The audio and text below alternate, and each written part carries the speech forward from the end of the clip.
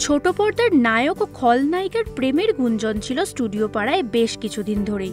অবশেষে সেই গুঞ্জন সত্যি করে আইনত বিয়ে সারলেন অভিনেতা অভিষেক বসু ও অভিনেত্রী শার্লি মোদক। রিয়েল লাইফের শত্রু এখন রিয়েল লাইফের জীবনসঙ্গিনী। ছিমছামভাবেই বিয়ে সেরেছেন তারা।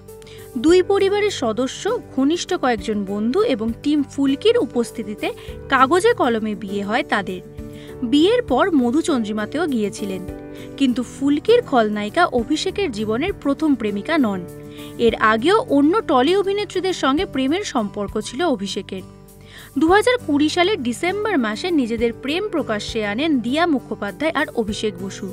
সেই সম্পর্কের ইতি ঘটে এবং কিছু মাস পর অভিনেত্রী সুরভি মল্লিকের সাথে সম্পর্কের কথা স্বীকার করেন। কিন্তু আচমকা সেই সম্পর্কেও ভাঙন আসে। শার্লি ও অভিষেকের প্রেমের গুঞ্জন শোনা গেলেও সেটাকে প্রথমে বন্ধুত্বের তকমা দিয়েছিলেন তারা। তাদের বিয়ে নিয়ে শুনতে হয়েছে অনেক কটূক্তি। সম্প্রতি এক সাক্ষাৎকারে অভিনেতা বলেন, তিনি বোল্ড সিদ্ধান্ত নিতে ভয় পান না।